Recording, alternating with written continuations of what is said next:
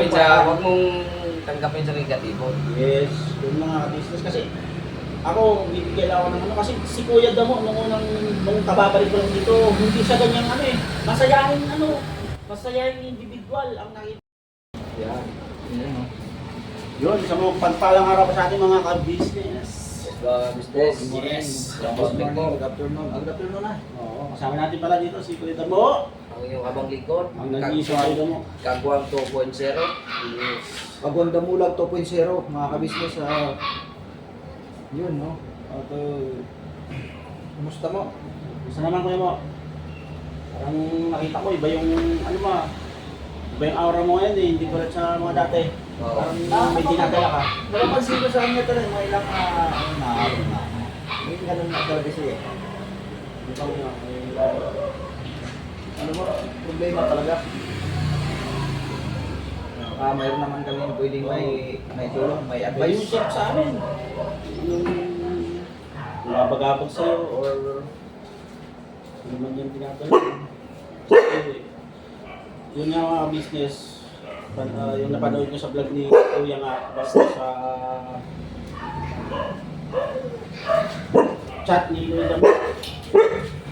Tungkol sa ano, medyo alarming ko yung ano, yung salitang kapaloob ko yun, tulad ng pagpaktiwakal. Damo.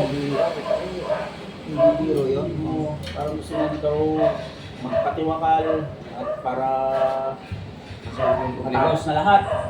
Gusto na tapusin para wala nang hirap. Mali yun. Hindi naman yun. Mali yun.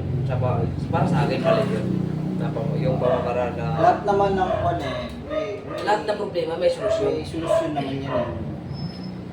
Huwag mong daanin sa ano, yung itilin mo yung buhay.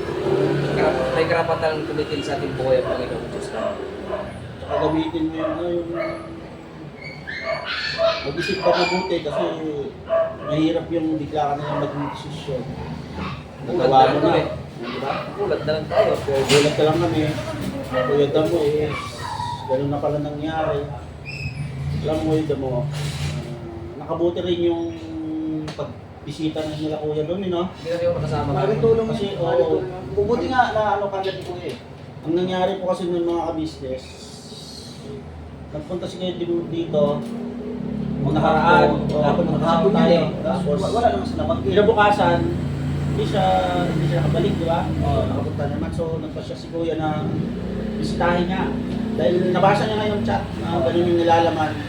Tungkol sa pagpapatiwalakal na, siyempre si Kuya naman na-alarma. Kasi siyempre kagwang, si Kuya Damo, kagwang ito eh. Opo. Hindi niya hahayaan na may isang kagwang na nalalagay sa ganung sitwasyon. At isipin, so naman talaga, di ba, talagang nakaka-alarma. Ano ba yung ano ngayon, Ano bang problema kayo mo? yung sa loobin mo, pwede mo nang isipin sa amin. Para, di ba, Kahit pa pwede mong ano mo, maisay-say para meron din kaming ang idea o pwede naming mai-share o maipayo mga ka-business kasi hindi biro kasi yung mga ganong termino dahil buhay ang nakasalalay mga ka-business eh. So, ano bang problema talaga? yun, pwede mo. Bigo. Bigyan namin ng ano, pagkakataong ibahagi naman yung sa loobin, yung damdamin sa nabanggit mo kay Kuya. At siguro naman is, alam namin, yung sa mga payo niya sa'yo is talaga namang inabsorb mo yun kasi alam mo naman yung pag-care din sa ating lahat, hindi lang naman sa'yo, hindi lang sa akin, hindi lang sa mga kapatid ng Tingkagwang. Mga business, bigyan ko lang kayo kasi ako dumaan din sa ganyang mga depression, anxiety, pinagdaanan ko. So, sa akin is, pumasok din sa isipan ko yan. Isipan ko yung ganyang ano. Yung Opo. yung Pagpapatiwakal. Oo, Oo, kasi magpapatiwakal ka. pakiramdam ko, talaga mo, ano ko lang kayo. Talagang wala nang pag-asa eh. Kasi yung talagang down na down ako. Yung puso ko is talagang hindi durog, warat-warat eh. Oo. Dahil na yun sa... Yun yung pakiramdam mo. Oo, parang pakiramdam mo, wala na ako yung gusto mo ako. So, nangyari naman sa akin nun, puro inom, puro, kumbaga talagang pinariwara ko na din yung buhay ko.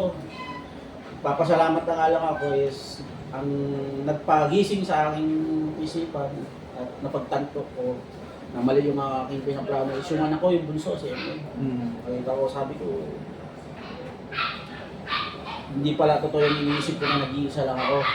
May mga anak pala ako dapat na asikasuhin, protektahan at kailangan pa nila ako.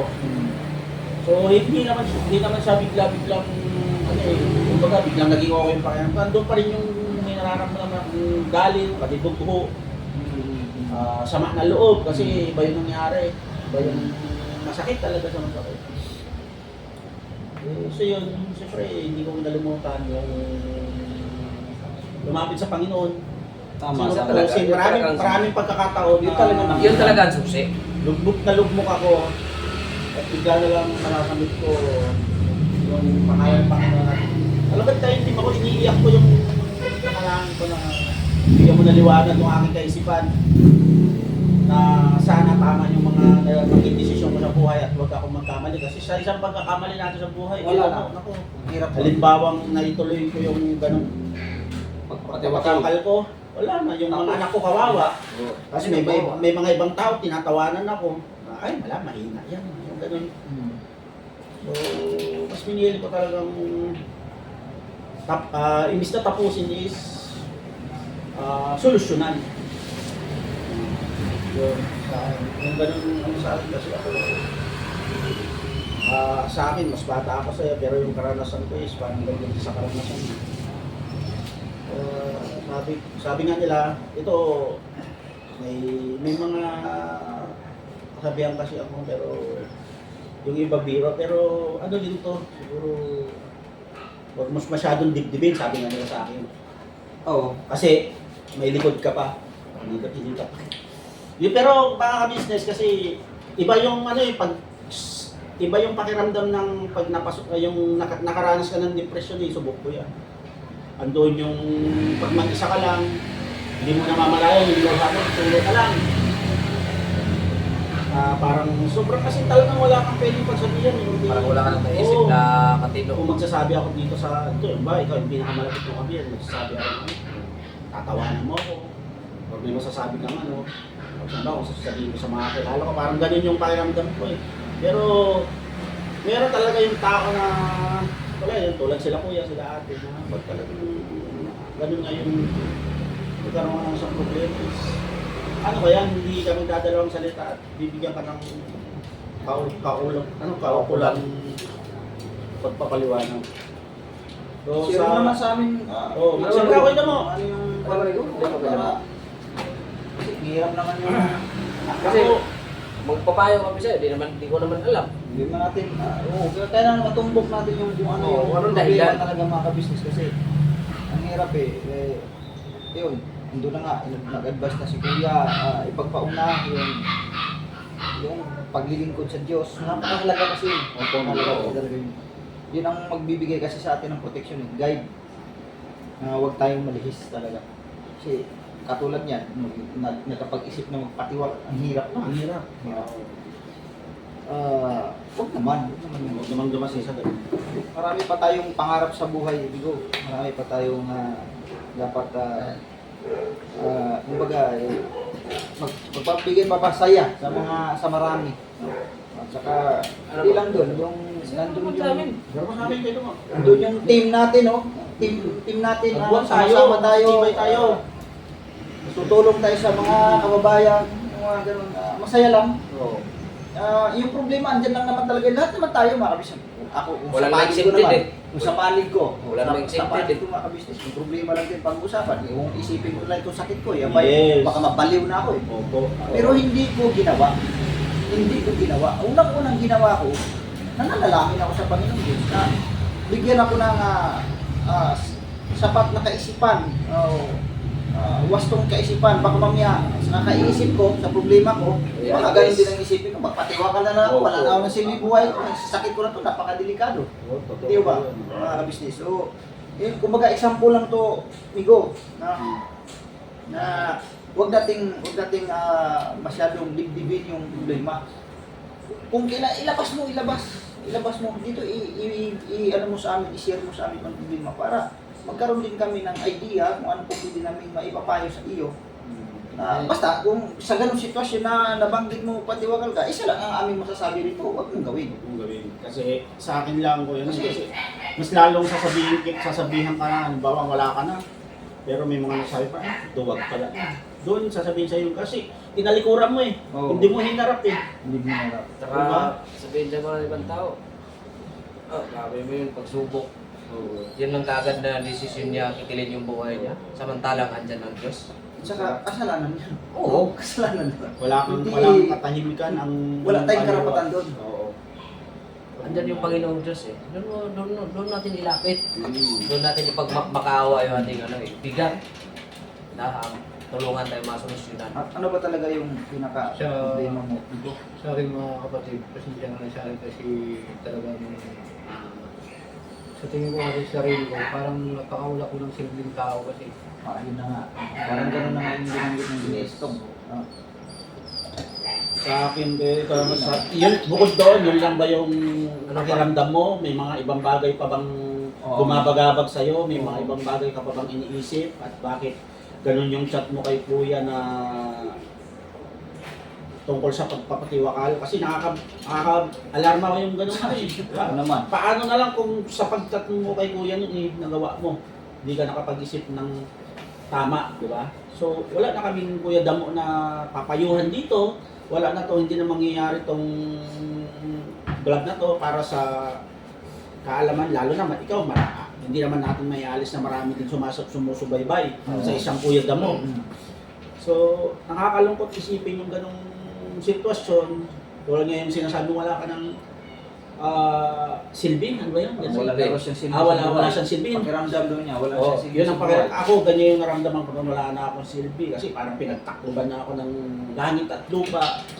Kaya ganun, ako ginugol ko sa pag-inom. Pero naisip ko, pag nalasing ako, nakatulog ako, kinabukasan, yun na naman ulit. Ganun ang ganun, isang buwan kong ginagawa yan, walang laman ng tiyan ko. Pinitin ako ng mga, hindi ako kumakain, sa alak. Napakasalamat pa rin ako sa Diyos at hindi ako nagkasakit sa mga panahon yun. Nung sa akin din, nung nalaman yung resulta ng sakit ko mga ka-business. Nung gabi na yon, grabe, ang isip ko naglalayag. Ang dami kong iniisip. Dami mo Yun, pasok. sumasagi sa isip ko yun. Wala nang kwentang buhay ko nito Kasi, Parang hindi matanggap ba? Oo, parang hindi biro itong sakit ito Hindi talaga itong biro eh. Napaisip talaga ako. Pero, binabalansi kong mabuti. Pag oras magpapatangay ko dito, sigurado, depress abutin ko dito. Yes. Hindi. Para, ang isip ko gulo-gulo, pero nangingibabaw sa akin. Nanalangin talaga ako. Iyak talaga ako. Iyak talaga ako. Yung sa sarili ko lang. Iyak talaga ako. Hindi na ako, kumbaga, hindi ko na sila dinidisturbo sila, tulog sila. Hindi ko na rin dinidisturbo. Yes. Pero talagang iniyak ko talaga mga kabisnes. Kasi pag oras yun na, kumbaga laging ipinapasok ko sa isip ko yun, yung, wala na akong kwentang tao nito. Wala na akong silbi nito kasi ganito na ang karamdaman ko eh. Wala nang pag-asa to. Pero kung ganun ang laging pinapasok sa isip ko, sigurado, sa malamang, depressed din ako mga kabisnes. Pero, hindi ko ginawa eh. Hindi talaga. Mas naging positibo Oo, ang naging pananaw. positibo lang ako sabi, Yes. Pambihira. Walang imposible sa Diyos, sabi ko, pambihira. Ba't ko pamunahan ng Panginoon Diyos? Di ba? Parang, mamatay na siguro kung itong bukas, o sunod mga buwan, parang gano'n. Hindi. Positibo lang. Pero nandun ang katotohanan, talaga sumasali sa isip, pero nakikipaglaban din ako. Hindi ba ako nagpadaig dito sa nararamdaman ko? Kasi pag oras na ipinapangibabaw ko yun, ay sigurado talaga. Depressed talaga abutin ko. Pero hindi ko ginawa mga business. Kumbaga, nakipaglaban ako hanggang sa unti-unti ko na siyang tapos nung medyo umaanggan ang pakiramdam ko, nakakakilos na ako, sabi ba pala ito? Okay ito. Tsaka ano, Positibo lang lagi. yes, yun, maging positibo lang yung life mo po. Alam mo, lahat tayo dito may kanya-kanyang kwento, may kanya-kanyang problema. Lahat naman may problema tayo. Wala namang Kung titignan mo at iisa-isahin mo, ako galing ako sa mapait na hiwalayan sa aking partner.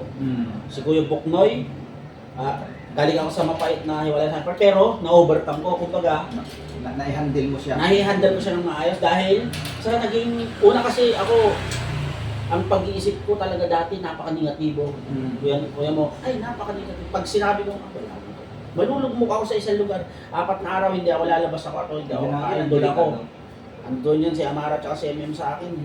Butit yung mga anak ko is na-train ko na kahit nasa murang edad nila, marunong silang magluto, marunong silang maghugas, marunong silang ayusin yung sarili nila. Ako nandun lang sa kwarto, kinakatok ko ng mga anak ko, hindi ako lumalabas. Pag naisip ko na naman na, mali lahat ang ginagawa ko. Kawawa yung mga anak ko. Yung sarili nila siya. Lalabas ako niya, tapos magiging okay na ako. Pero may mga pagkakataon na bumabalik. So ang kalaban mo talaga yan, dito kaisipan mo, yung kaisipan mo lagi nagiging negatibo ka. Alis mo lang yung mga ganong isipan na kumbaga labanan. Tapos, huwag ka magmumukmok sa isang lugar pa. Ganun. Huwag. Dito lang kami mo, araw-araw kung dito ka pumunta ka dito, join ka lang. So ano yung Lahat mga naman kami dito, lahat tayo ano dito. dito, masaya lang ba? Masaya lang tayo. Yan si Bay, alam mo naman yung pinagdaanan nila Parang ng ibaon. Jun. Ibaon Ba? mo siya sa limot, ibaon mo. Si Kuya Bong, isang pasaway din niya na alis, balik, alis. Yeah, pero galing sa pagiging taong grasa, ngayon naging okay na. Diba yung pinagdaanan din, 30 years. Nasa lansangan siya. Pero ngayon, na-overcome na niya. Bumabalik siya sa tunay na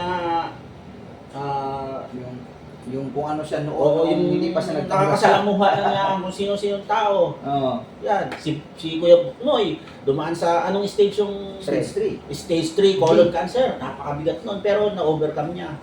So ngayon, ikaw, binigyan ng ama ng suliranin, pero isipin mo, Kaya ba? ang pagbibigay sa iyo ng ama ng suliranin, hindi niya ibibigay sa yan kung hindi mo kayang solusyonan. Oo. Doon niya susubukin Kung yung, matatag ka. yung pagiging matatag mo. At siyempre, dapat lagi mong tanggapin yan, na lagi nga sinasabi ni Kuya, na positibo. Huwag sa Huwag mong tanggapin negatibo sa, pa. huwag mong tanggapin sa negatibo. Yes, yung mga business. Kasi ako, bibigyan lang ako ng ano. Kasi si Kuya Damo, nung kababalik ko lang dito, hindi siya ganyang ano eh. Masayahin individual ang nakita ko kay Kuya Damo. Nung pag unang meet natin hanggang, di ba, lagi naman nakasama dito. Tapos bigla na naman siyang nawala. Mga ilang buwan. Tapos ngayon, nagbalik ulit. So,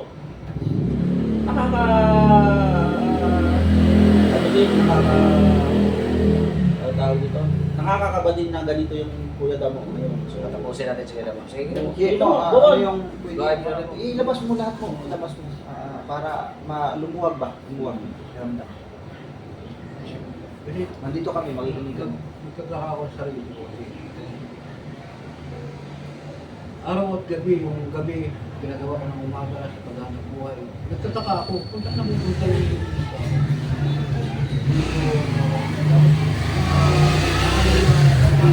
ako na nagagaling yung buhay nila na dahil sa akin sa pagagaling ko inuuna ko pa yung trabaho kaysa kanila. Ngayon, naisipan ko na ginawa ko na yung time na umalis ako sa Kuya na wala din naman sa nanay ko, wala din naman nangyari sa buhay ko na gano'n. Tapos ngayon binabagsak pa rin yung galit sa akin na pinapilit na kaya nagkakatulan ng mga buhay nila dahil sa akin. Tapos wala akong naitulong, wala akong bigay na Material. bagay na katulad ng ibang magulang na nandun ako lagi. Anong gagawin ko? Uuwi ako ng probinsya. Wala naman akong hanap buhay doon kasi wala naman akong hanap doon sa trabaho. Hindi naman ako nakapag-aral. Tapos dito naman, nagtatrabaho ako dito, siyempre, bayaran mo sa ilaw, sa kuryente, sa kung anong bagay. Tapos hindi naman gagawin na malaki yung kinikita. Tapos hindi ka naman pwede na gumawa ng masama para kumita ka kagad ng malaki.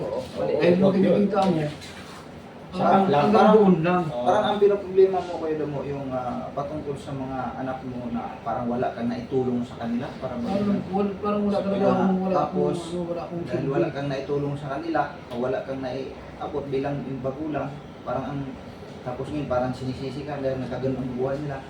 Yun ba yung pinapunto mo doon? Yung problema? Isa sa mga Sa mga matitindi ko yung mga problema.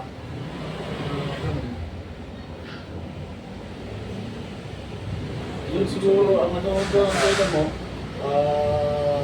Family problem So, nga. Family problem. tsaka yung nakausap ko naman ng kuya about sa mga ganung problema mo kasi di ba bago mo may upload yung video na to, siguro mapapanood ng mga ka-business natin yung vlog ni Kuya about sa ganyang issue.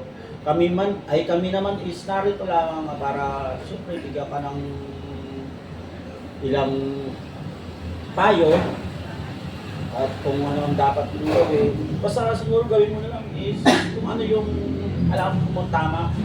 Huwag kang lilihis at makinig lagi kila ate at kuya.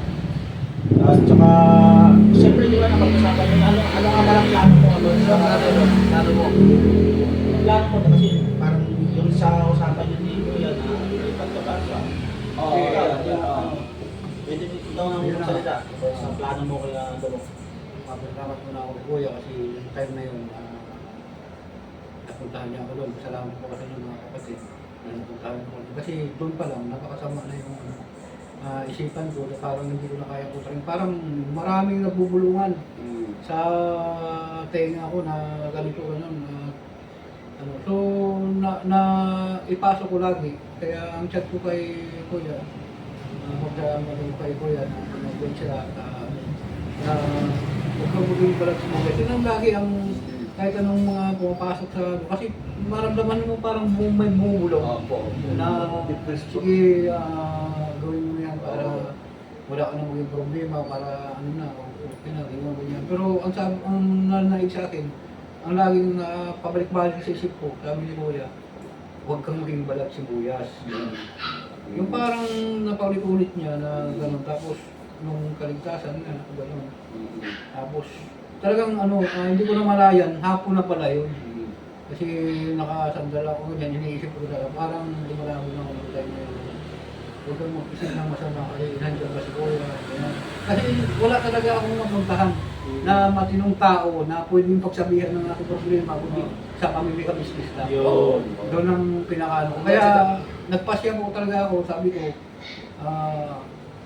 nagsabi ko kay Kuya, kaya mag-ipon na ako ng konting pera at doon ako titira sa malapit sa inyo. Pero, kausapin ko rin po si ate, siyempre, para kung ano ang isip niya sa mga kapatid ko, makupahan ako dito sa lapit sa kanila para pag-time na kung ano na pumasok sa ano, kung ano na makapunta sa kanila. Yes. Pero si Kuya, alam naman natin na hindi tayo pabayaan. Kaya ang sabi ni Kuya, dito ko na lang sa akin. Pero siyempre mag-usap pa kami ni Yes. So, basta ganun lang, amigo, pag may mga pagkakataon o may mga time na sumasagi sa isipan mo yung ganun, mga business, ang ano ko lang, ipapayo ko lang, punta ka dito. Tama. Halimbawa, parang iba na naman, mayroon na naman bumubulong diyan sa ano mo. Huwag kang magdadalawang isip, amigo, dito ka, punta ka sa amin, dito, punta ka agad. At para mapag-usapan, pwede mo agad yung sabi sa amin, amigo, parang mayroon na naman naman sa akin. Iba na naman Kami yung nakakausap sa kasi utak ko eh. mga matitinong kausap. Kahit kami, Dito medyo lang. hindi matino. Sayaw tayo dyan. Oo. Para mawala na, para malibang lang ba yung sarili? Oo naman. Libangin mo lang yung sarili. Laging positibo lang kuya Damo. Bigyan natin ng pagkakataon si Kuya Bong. Kuya Bong, ano namang masasabi mo sa pinagdadaanan ni Kuya Damo? Baka gusto mong magbigay ng payo din. Baka may masabi, may may- tulong ka ni oo. Ganda po. Maganda ba yung yung problema mo, bigay mo sa amin yung problema mo. Hindi ako. Kaya naman I-share, I-share. Yun. Bagitin. Oo. Pag ayaw mo sa amin, nila kuya ate, sabihin mo yung problema mo. Oo. Pag ayaw nila kuya, doon sa ano natin, di sa ano Mga business. Marami kang pwedeng kong sabihin. Pag ayaw mo sa akin, bigay mo sa kanila, di ba?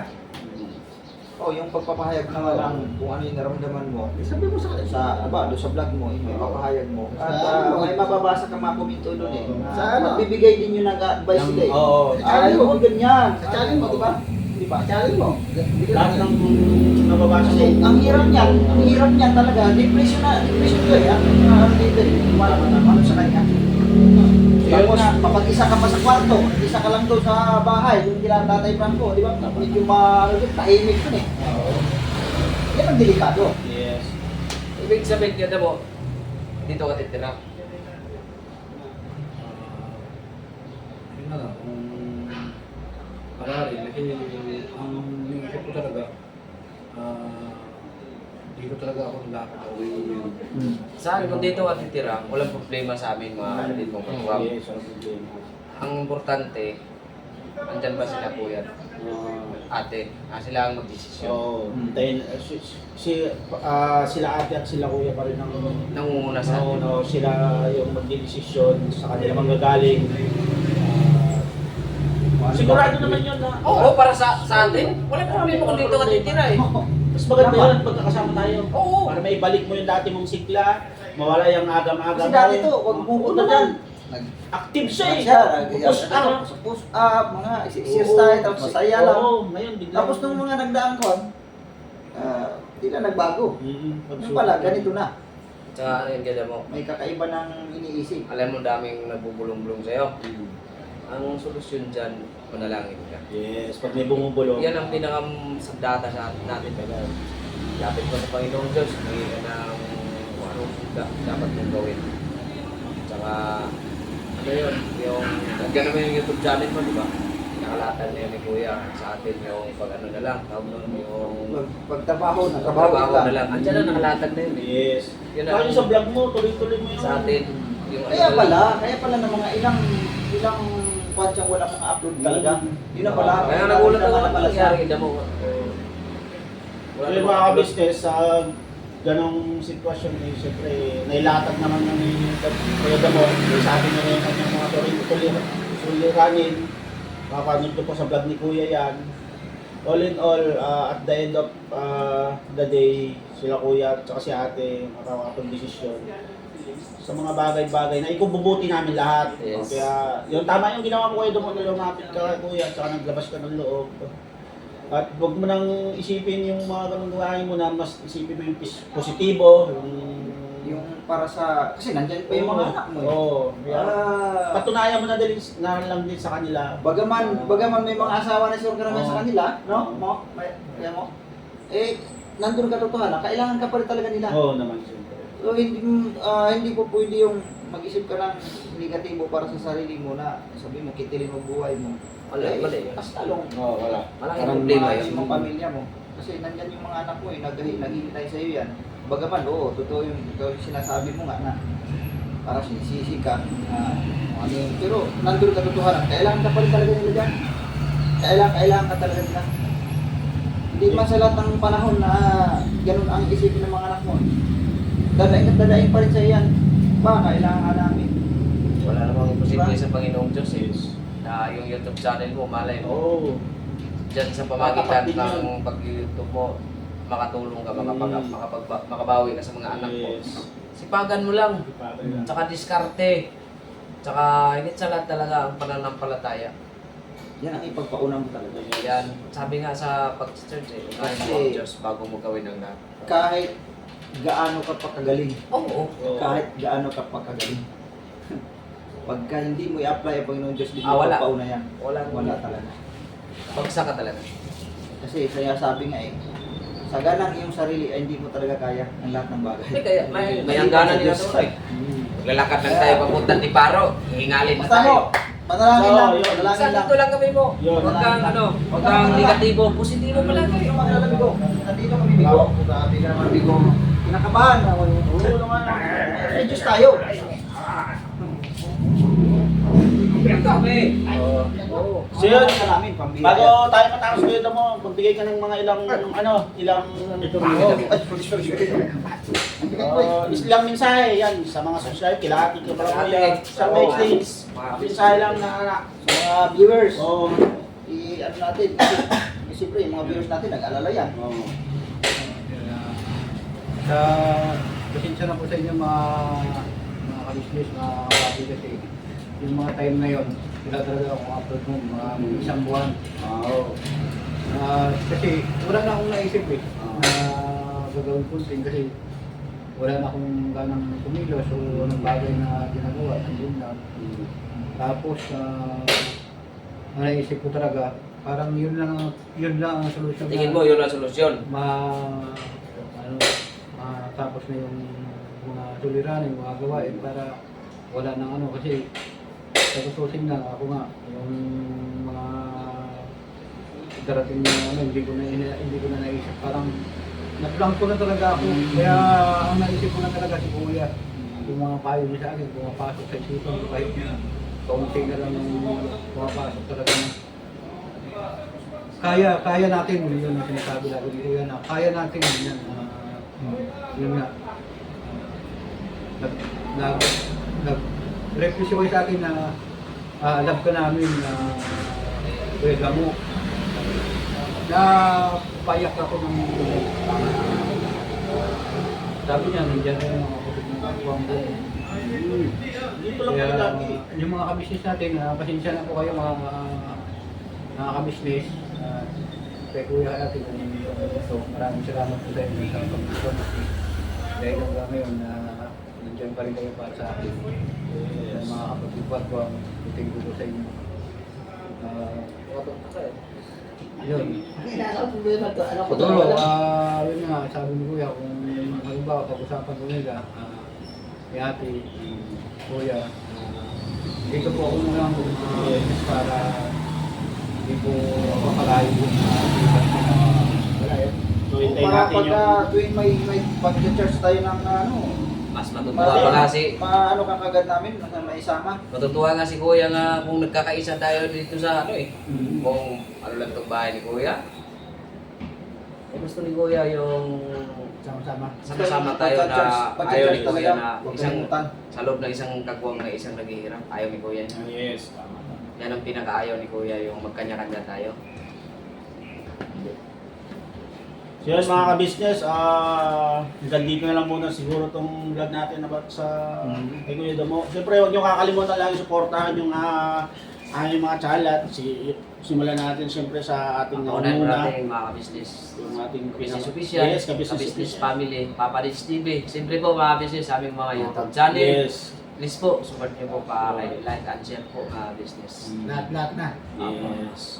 Binabanat lang tayo mga ka-business. Salamat po, We love you all. Thank you. Ito mo.